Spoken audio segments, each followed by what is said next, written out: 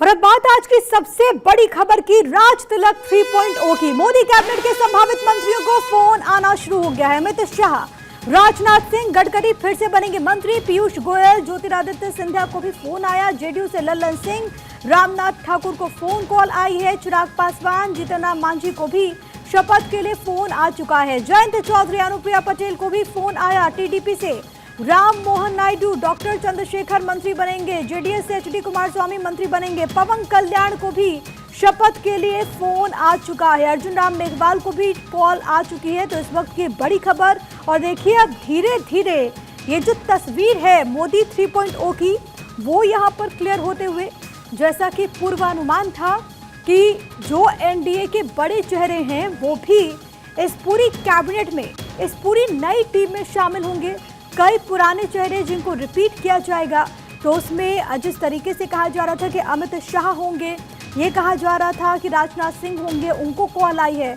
लेकिन अब संभावितों की सूची में और कौन कौन, वो आपको बहुत जल्दी के साथ बता रहे हैं। अनुप्रिया पटेल, जिनको पहले ही कॉल आ चुकी है। एचडी कुमारस्वामी को भी फोन आ चुका है। जयंत चौधरी इसमें शामिल हैं। जीतन राम मांझी शामिल हैं।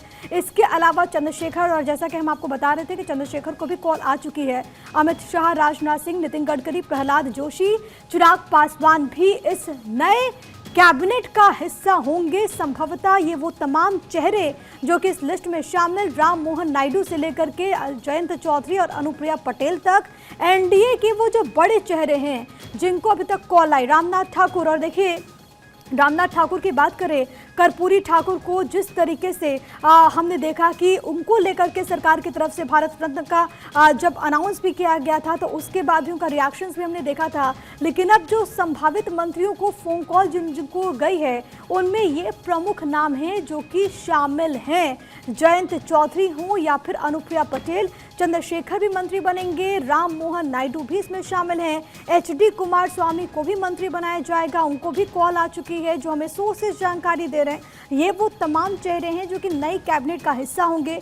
अब देखना होगा जैसे जैसे वक्त आगे बढ़ेगा, वैसे वैसे तस्वीर और भी ज़्यादा क्रिस्टल क्लियर हो जाएगी।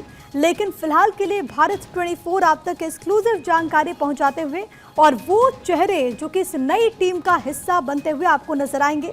और इस कई ऐसे बड़े चेहरे हैं जो कि पहली मर्तबा कैबिनेट में शामिल होंगे। इसमें चिराग पासवान को आप देख लीजिए, और पहले से कहा जा रहा था कि चिराग पासवान की पार्टी एलजेपीआर ने जिस तरीके से परफॉर्म किया, उसके बाद उनको इनाम स्वरूप केंद्रीय कैबिनेट में उनको इंडक्ट किया जाएगा। और अब कहा जा रहा है कि चिराग पासवान को भी कॉल आ चुकी है। जीतन राम मांझी, जिस तरीके से उनकी सियासत रही, पहली मर्तबा वो केंद्र में मंत्री बनेंगे। इससे पहले बिहार के पूर्व मुख्यमंत्री के तौर पर आप सब उनको जानते हैं। लेकिन हिंदुस्तानी आवाम मोर्चा को जिस तरीके से बिहार में बढ़त मिली, हालांकि केवल एक सीट ही गया कि मिली है जीतन राम मांझी को, और उनको भी कैबिनेट में शामिल किया जाएगा। इसी तरह अनुप्रिया पटेल को आप देख लीजिए, उन्होंने भी एक सीट हासिल की, मिर्जापुर की सीट वो जीती, लेकिन उनको भी कैबिनेट में शामिल किया जाएगा। टीम मोदी 2.0 में भी ये चेहरे आपको याद होंगे कि ये कैबिनेट का हिस्सा थे।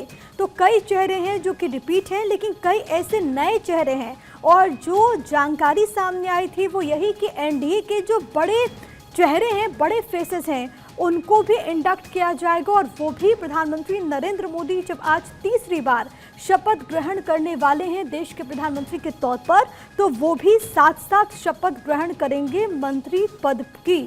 और इसी से जुड़ी हुई ये तस्वीर, और साथ ही साथ ये जानकारी कि कई बड़े चेहरे, कई चर्चित चेहरे इस पूरी कैबिनेट में शामिल होंगे। कई सारे ऐसे चौंका देने वाले फैक्टर्स भी आपको नजर आ सकते हैं, क्योंकि जब बात होती है बीजेपी की, जब बात होती है प्रधानमंत्री नरेंद्र मोदी की, तो कई सारे ऐसे फैसले जिसको लेकर के आम जनता कई मौकों पर चौंक गई है। कैंडिडेट्स के चयन को लेकर के भी, इसके अलावा अपनी टीम को लेकर के भी। और ऐसे में हो सकता है कि कोई चौंका देने वाला फैक्टर भी रहे।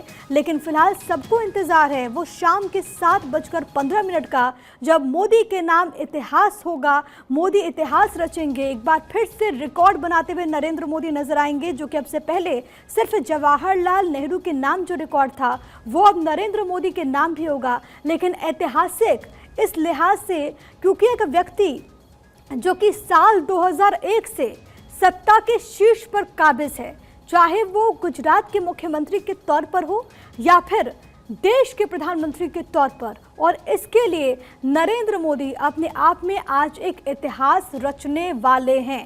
अहम इसीलिए भी क्योंकि आज जब भव्य समारोह होने वाला है तो वहां पर आपको नजर आएगा कि किस तरीके से भारत की पॉलिसी रही है। खास तौर पर जब हम नेबरहुड फर्स्ट की बात करते हैं, वैसे लोगों को बुलाया गया है जो कि भारत के पड़ोसी राज्यों का प्रतिनिधित्व करते हैं, वहां से राष्ट्राध्यक्ष हैं।